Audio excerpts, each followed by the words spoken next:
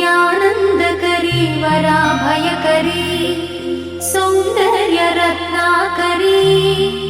निर्धूताखिल पापनाशनकरी प्रत्यक्ष माहेश्वरी प्राणेयाचलवंशपावनकरी काशीपुराधीश्वरी भिक्षां देहि कृपावलम्बनकरी माता अन्नपूर्णेश्वरी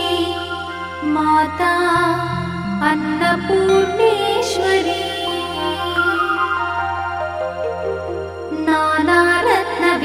नानारत्नविचित्रभूषणकरी हेमाम्बराडम्बरी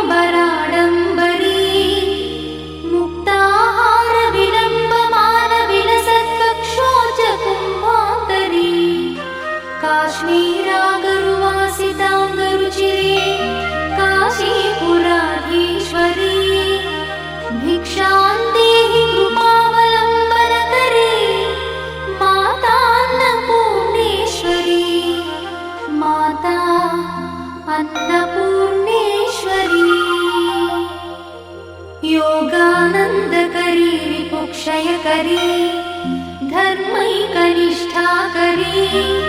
चन्द्रात्कानलभासमानलहरी त्रैलोक्यरक्षाकरी सर्वैश्वर्यकरी तपःफलकरी काशीपुराधीश्वरी भिक्षां देहि कृपावलम्बनकरी माता अन्नपूर्णेश्वरी माता अन्नपूर्णेश्वरी कैलासाचलकन्दरालयकरी गौरी उमाशङ्करी कौमारी निगमार्थगोचरकरी ओङ्कारबीजाक्षरी मोक्षद्वारकवाटपाटनकरी काशीपुराधीश्वरी भिक्षां देहि कृपावलम्बनकरी माता अन्नपूर्णेश्वरी माता अन्नपूर्णेश्वरी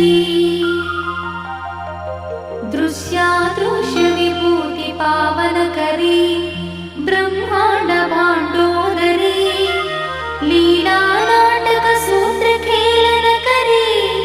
विज्ञानदीपाङ्कुरी श्रीविश्वेशमनप्रमोदनकरी काशीपुराधीश्वरी भिक्षां देहि कृपावलम्बनकरी माता अन्नपूर्णेश्वरी माता अन्नपूर्णेश्वरी आदिक्षान्तसमस्तवर्णनकरी शम्भुप्रिये शङ्करी काश्मीरी त्रिपुरेश्वरी त्रिनयनी विश्वेश्वरी श्रीकरी स्वर्गद्वारकवाटपाटनकरी काशीपुराधीश्वरी भिक्षां देहि कृपावलम्बनकरी माता अन्नपूर्णेश्वरी माता अन्नपूर्णेश्वरी उर्वी सर्वजयेश्वरी जयकरी माता कृपासागरी नारी नीलसमानकुन्तलधरी नित्यान्नदानेश्वरी साक्षात् मोक्षकरी सदा शुभकरी काशीपुराधीश्वरी भिक्षां देहि कृपावलम्बनकरी माता अन्नपूर्णेश्वरी माता अन्नपूर्णेश्वरी देवी सर्वविचित्ररत्नरचिता दाक्षायणी सुन्दरी वामा स्वादुपयोधरा प्रियकरी सौभाग्यमाहेश्वरी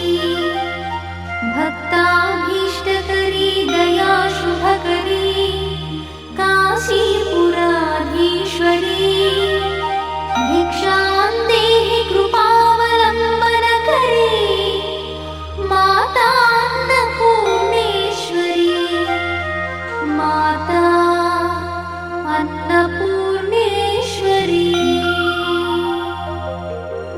चन्द्रार्काननकोटिकोटिसदृश